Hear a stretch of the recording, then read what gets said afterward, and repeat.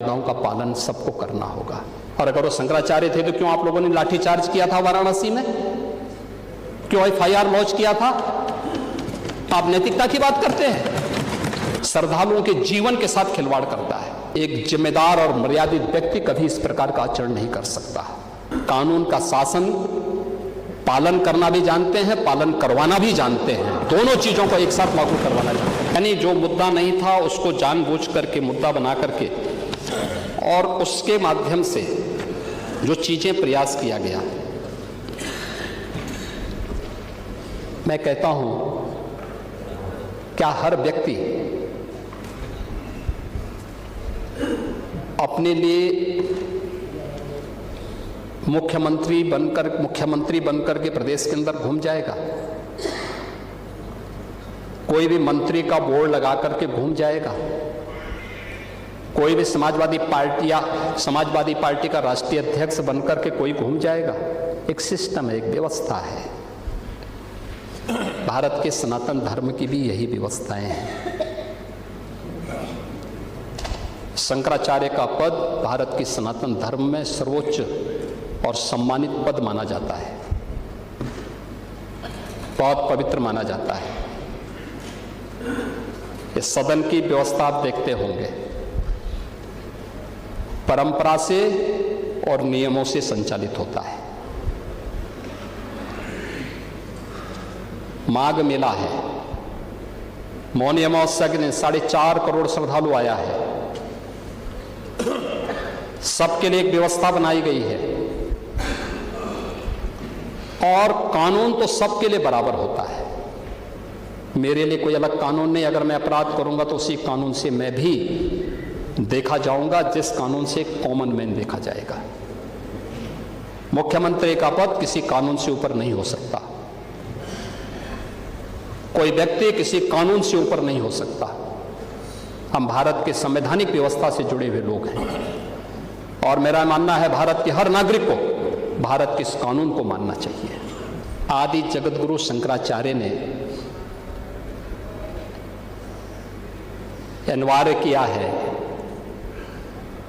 जिस पीठ के लिए जो योग्य पात्र होगा उसका मन, उसका भाष्य, आज की भाषा में आप कह सकते हैं थीसिस, वह विद्वत परिषद के द्वारा अप्रूव की हुई, उसके द्वारा अविश, और फिर उस परंपरा के द्वारा उसको मान्य किया गया।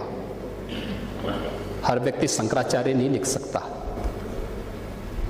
हर व्यक्ति हर पीठ के आचार्य के रूप में जाकर के जहां तहां वातावरण खराब नहीं कर सकता। उन मर्यादाओं का पालन सबको करना होगा। और अगर वो शंकराचार्य थे तो क्यों आप लोगों ने लाठीचार्ज किया था वाराणसी में? क्यों एफआईआर लॉन्च किया था? आप नैतिकता की बात करते हैं। 4.5 करोड़ श्रद्धालु जहां पर आए हों, वहां पर जो एग्जिट गेट है, जहां से श्रद्धालु बाहर निकल रहा है स्नान करके, उस द्वार, उस पेंटून से, उस मार्ग से किसी को बाहर निकलने का कोई वो नहीं, क्योंकि उससे अंदर जाने का कोई प्रयास करता है तो एक नए स्टैम्पेड को जन्म देता है, वहां पे नए भगदड़ को जन्म देता है, श्रद्धालुओं के जीवन के साथ खिलवाड़ करता है। एक जिम्मेदार और मर्यादित व्यक्ति कभी इस प्रकार का आचरण नहीं कर सकता, कभी नहीं कर सकता। आपको पूछना है, सपा के लोग पूछे, लेकिन हम लोग मर्यादित लोग हैं, कानून का शासन पर विश्वास करते हैं, कानून का शासन पालन करना भी जानते हैं, पालन करवाना भी जानते हैं, दोनों चीजों को एक साथ लागू करवाना जानते हैं। लेकिन इसके नाम पे गुमराह करना बंद करिए। आप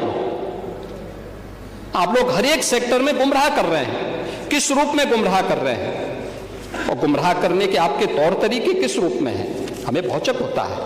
आप लोग सदन की कार्रवाई को भंग करते हैं। यानी एसआईआर की कार्रवाई चल रही है भारत निर्वाचन आयोग के मार्गदर्शन में,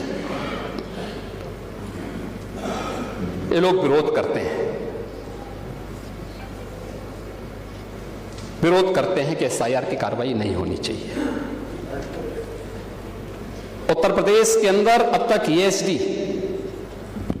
जो अब तक आंकड़े जारी किए हैं भारत निर्वाचन आयोग ने, एब्सेंट, शिफ्टिंग एंड डेथ, इनमें 2,88,00,000 से अधिक लोग सामने नहीं आए हैं जिन्होंने एसआईआर का फॉर्म नहीं भरा है।